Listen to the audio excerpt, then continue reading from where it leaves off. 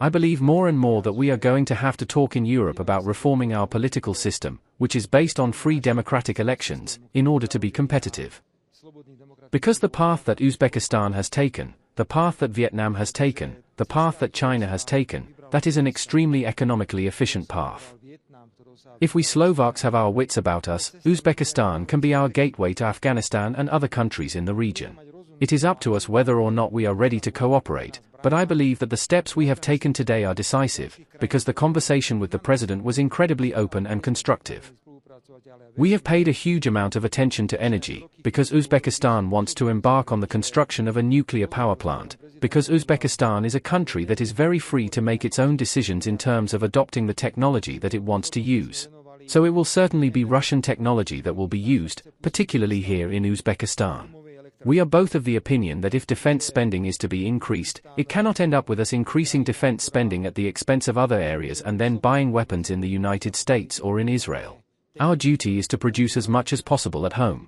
We presented to the President and the Prime Minister the segments of our arms production that are beginning to be very successful. If we could get joint projects to modernize these T-tanks or infantry fighting vehicles, that amount of resources could be even greater. We would spend resources in our own production, in joint ventures. And since they have a big army here in Uzbekistan, really big, especially with weapons of Russian origin or former Soviet origin, the conditions for Slovak companies are as big as we can imagine. This is a sovereign country making its sovereign foreign policy. I respect them for that, and they have my admiration.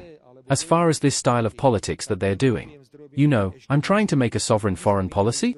It is not very easy in the conditions of the European Union, because as soon as you have a different opinion than the one single political opinion that is obligatory, they put you behind the ears and threaten you with punishment if you behave differently. I say this quite frankly and seriously. Many thanks and great admiration for what this country has achieved. And maybe I would recommend it to others who are so in love with themselves in that European Union. You see, the European Union is in love with itself. She thinks that she is the wisest, the most beautiful and the best, that she can give wisdom, that she can teach. If we were to search around that world a little bit, that world is diverse and gives us a huge number of examples. I am talking about democratic free parliamentary elections in Slovakia and about changing the system, about the need to reduce the number of political parties. We can't operate like that. It can't be 100 parties, it can't be parties that have 4 members, it can't be parties that are headed by people who have stolen the titles of polo fools and fools. That is the change in the political system. We are still dealing with political issues. For if I had the opportunity to devote the amount of energy that I have to use today to unwind those attacks to what I should be devoting to, I would be giving an even greater performance than I am giving in the situation at hand. I will make a sovereign Slovak foreign policy on all 4 sides of the world. How am I supposed to ignore that China exists?